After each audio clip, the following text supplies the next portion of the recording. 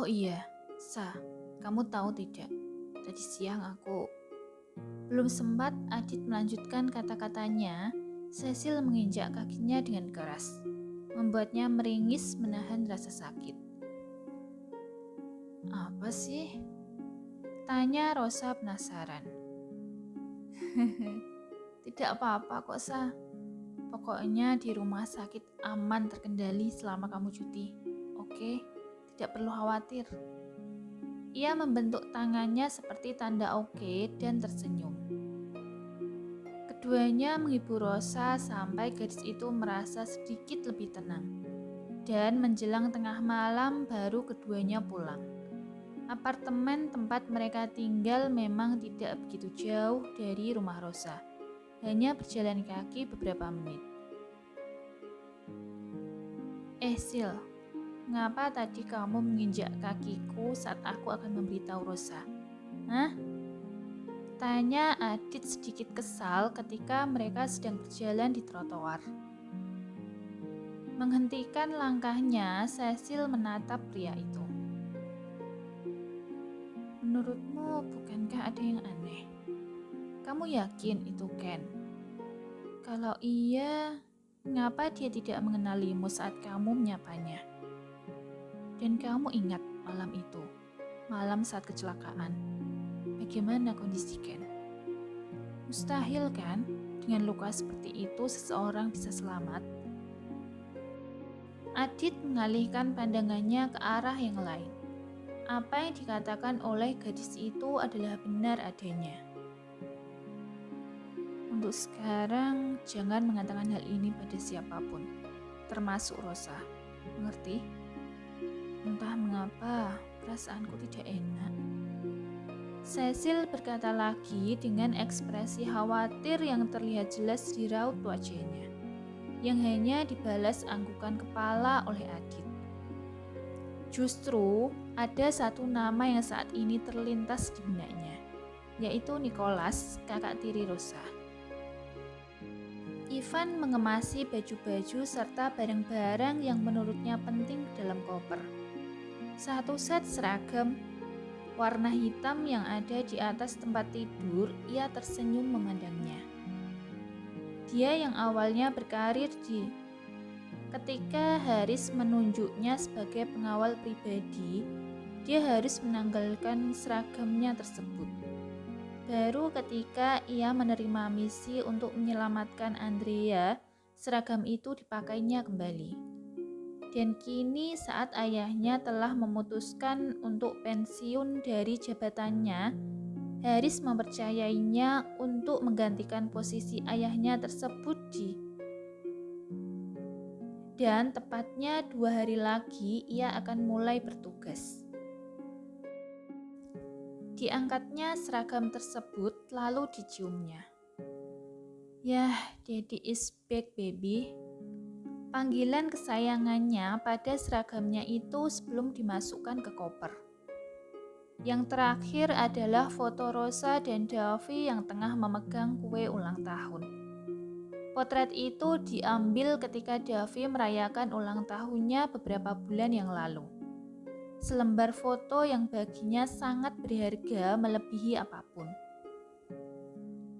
Suatu saat aku akan kembali untuk Musa. Ucapnya dengan nada yang lirih seraya memandangi foto tersebut. Tiba-tiba terdengar adanya pesan SMS yang masuk ke handphonenya yang diletakkan di meja di samping tempat tidur. Setelah meletakkan foto Rosa ke dalam koper, ia kemudian meraih handphonenya, membuka pesan SMS tersebut. Adalah sebuah pesan dari Felix, sahabatnya sekaligus suami Ginny yang juga berkarir di Selamat bertugas kembali, Kapten. Isi pesan tersebut dengan dibubuhkan emoji hormat di bagian akhirnya. Ivan tertawa kecil. Apakah itu adalah salah satu bentuk penyambutan untuknya? Pikirnya. Yes, thank you, balasan darinya. Keesokan harinya, mengenakan pakaian serba hitam dengan membawa bunga mawar putih di tangannya, Rosa berjalan memasuki area pemakaman. Dia menghentikan langkahnya tepat di depan nisan dengan nama Kendra Rahardian. Dia menatap rumput yang tumbuh dengan lebat di sekitar tanah kuburan tersebut. Sudah lama sejak terakhir kali aku berkunjung ke sini, kan? Ia berkata dengan suara yang lirih. Cukup lama ia berdiri di sana sebelum tiba-tiba ada seseorang yang berdiri di sampingnya memandangi nisan yang sama. Apakah Anda adalah Lady Rosalind? Suara yang tenang namun magnetis membuatnya terkejut. Siapa kamu? Dia melihat pria itu. Adalah sosok seorang pria yang sangat menarik dan tampan. Nama saya Haris. Haris Putra Maeswara. Pria tersebut memperkenalkan dirinya. Rosa, ia sedikit mengerutkan alisnya. Maeswara, bisakah kita bicara? Haris bertanya lagi. Awalnya Rosa ingin menolak, tapi hatinya memaksanya untuk mendengarkan pria tersebut. Akhirnya dia memutuskan untuk menerima permintaannya. Keduanya duduk di bangku taman yang tidak jauh dari area pemakaman. Saya dengar Anda adalah dokter yang menyelamatkan Wisnu 3 tahun yang lalu. Apakah itu benar? Tanya Haris membuka percakapan. Iya. Aku hanya membantunya hari itu dengan rekan satu timku. Terima kasih telah menyelamatkan hidupnya. Tapi itu bukan alasan mengapa saya ingin bertemu dengan Anda hari ini. Ini tentang istri saya dan pengawalnya. Maaf, istri Anda? Rosa mengerutkan alisnya. Iya, wanita yang menemui Anda adalah istri saya, Andrea. Dan kami sudah dikaruniai 3 orang anak.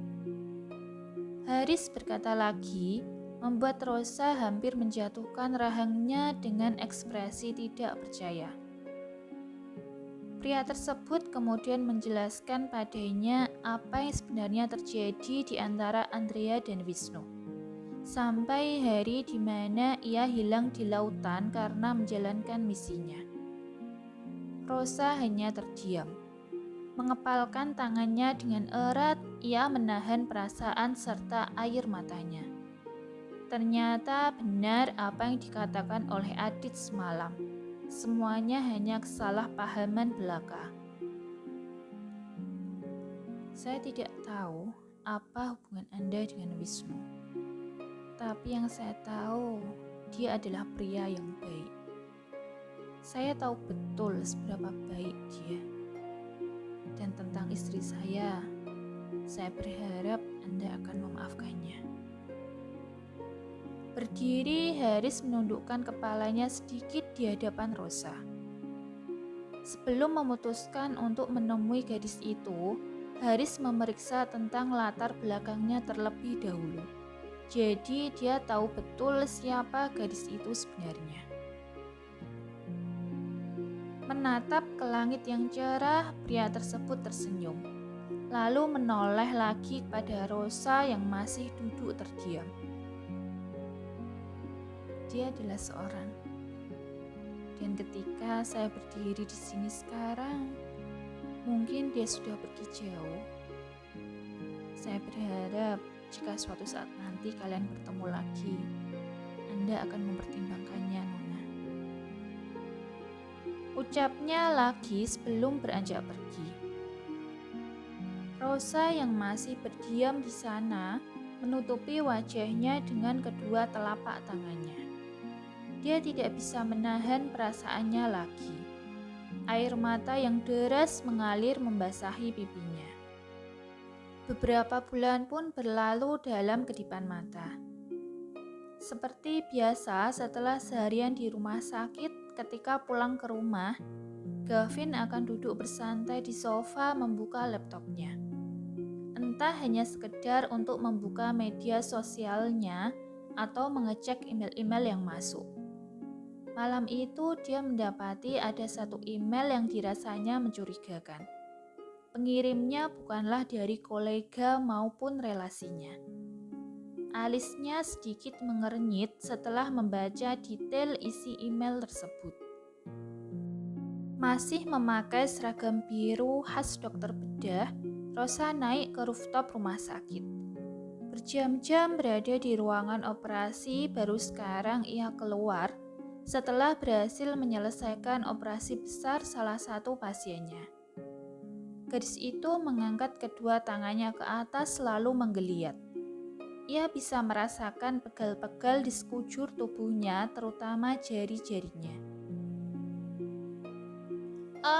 Aku sangat lelah. Aku ingin pulang.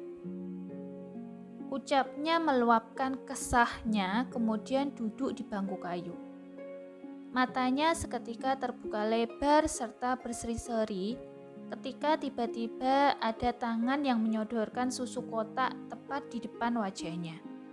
Tanpa berpikir panjang, ia meraih susu tersebut. "Thanks, Gavin, kamu memang yang terbaik deh." Dia berkata dengan senang setelah mengetahui adalah Gavin yang datang menghampirinya.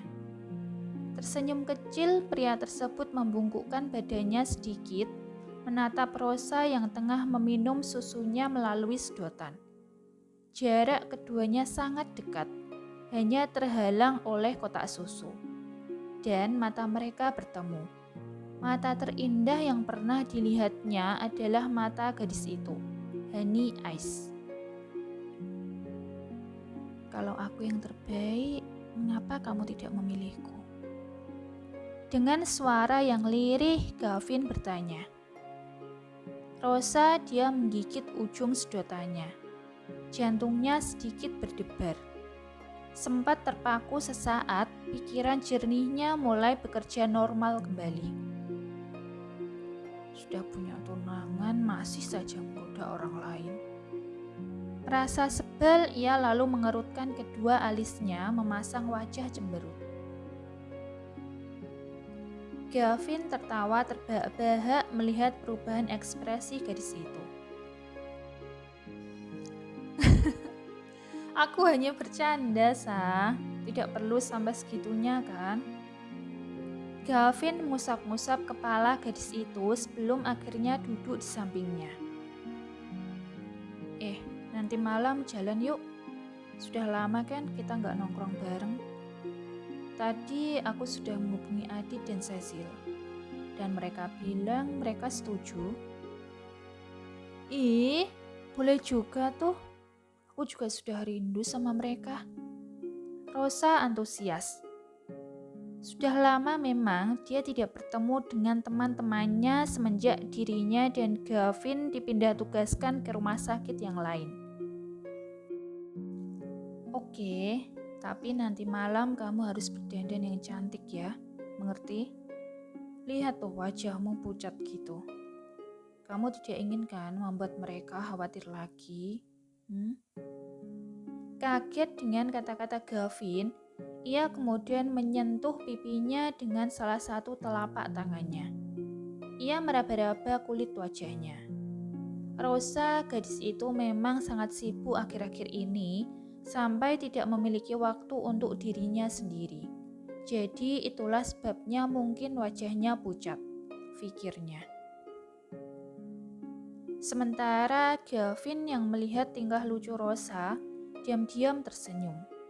Sebenarnya pria itu berbohong ketika mengatakan wajahnya pucat. Di matanya gadis itu tetap cantik meskipun tanpa polesan make up.